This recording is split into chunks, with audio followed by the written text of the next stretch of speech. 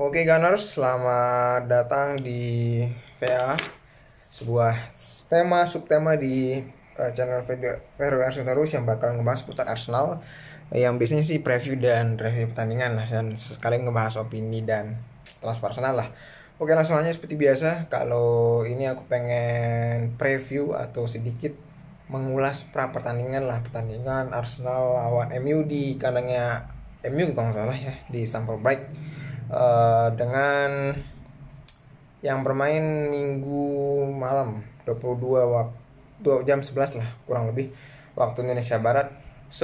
Langsung aja aku pengen bahas dari apa sih sebenarnya kelemahan dari kedua tim ya, dari Arsenal maupun dari MU. Tapi karena ini channelnya Arsenal, mungkin aku bakal lebih bahas dari Arsenalnya, dan dari MU-nya paling cuma kelemahannya doang lah. Langsung aja deh, untuk dari kelemahan MU yang kita perlu waspadai adalah yang kita bisa manfaatkan itu adalah ketika aku reply pertandingan MU lawan Leicester kemarin sekitar 60 menitan dari 90 menit, itu aku lihat MU itu sepanjang 90 menit lini tengahnya cukup bisa dieksploitasi, apalagi Arsenal kan itu selalu di babak pertama itu mainnya tuh ngotot, keren, bagus, indah, pokoknya perfect lah di babak pertama, dan itu bisa menjadi batu ganjalan buat MU. Walaupun sebenarnya Arsenal lagi tidak party ya, tapi setidaknya bisa itu dimanfaatkan. Dan yang bisa dieksploitasi lagi adalah sisi fullbacknya MU yang kemarin itu bisa dilihat Leicester tuh benar-benar dari sisi sayapnya, dari sisi fullbacknya, terutama fullbacknya si Dalot itu sih yang aduh, ini kayak ngingetin pada siapa namanya, pada Tavares ya waktu masih di Arsenal, nyerang bagus tapi pertahanannya bisa diganggu gitu. Dan itu kelemahannya. Sedangkan kelebihan yang perlu kita waspadai adalah ketika MU-nya itu mengandalkan counter attack. Sebenarnya buat mengakali hal ini tuh menggunakan counter attack yang langsung diumpan ke depan ke CR, kalau enggak ke sayap ya. Yang dimana sebenarnya secara defensive secara formasi lini belakang sih Arteta untuk mengakali hal ini sih bisa dengan pakai tiga back, yang maksudnya formasi 4 back, tapi di back kanannya itu ditaruh Ben White biar nggak terlalu maju, masih menyisakan tiga pemain belakang yang lebih bertahan gitu. Kalau nggak mungkin bisa juga sih pasang Tomiyasu biar yang lebih balance daripada segi defense sama nyerangnya gitu.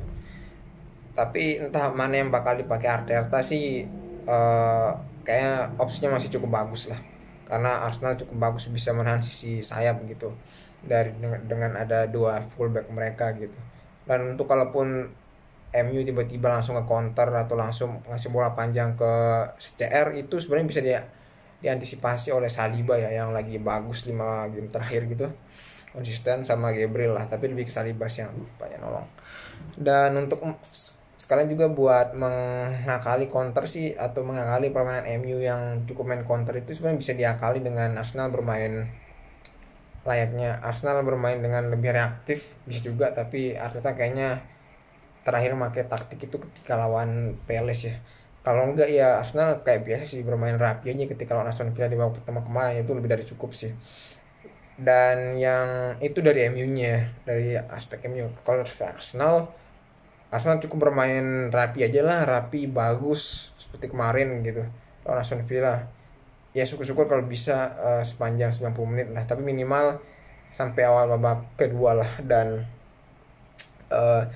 kelemahannya Arsenal mungkin satu sih di DM-nya sih, paling di gelandang pertahanannya itu yang sangat disayangkan ya, si Partey sama Elneny cedera, dan yang bermain tuh Lokonga. Walaupun beberapa pandit Indo bilang Lokonga bermain bagus, dan emang bagus dari sisi apa ya, kasarnya bagus dari sisi akurasi passing, tapi kebanyakan passingnya tuh lebih ke kayak passing yang bukan true pass sih, lebih ke passing yang biasanya DM apa ya, biasanya DM defensive midfielder kebanyakan sih ngasih umpan panjang ke sisi apa ya, ujung sayap kiri maupun kanan dari lini depan Arsenal, dan cukup akurat, tapi belum bisa menghentikan aku bilang sih belum bisa menggantikan perannya Partey yang langsung bisa terobos lewat bola-bola bawah ke depan gitu.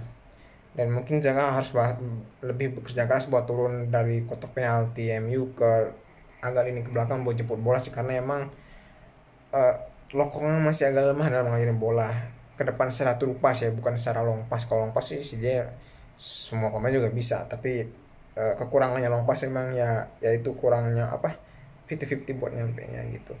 Dan kemungkinan asumsi, aku misalkan asumsikan formnya MU itu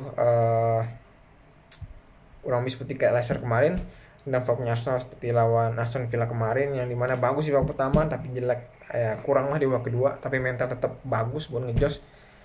Itu kemungkinan skornya itu bakal seri ya, asumsi ya, lebih ke seri ya, lebih ke seri lah.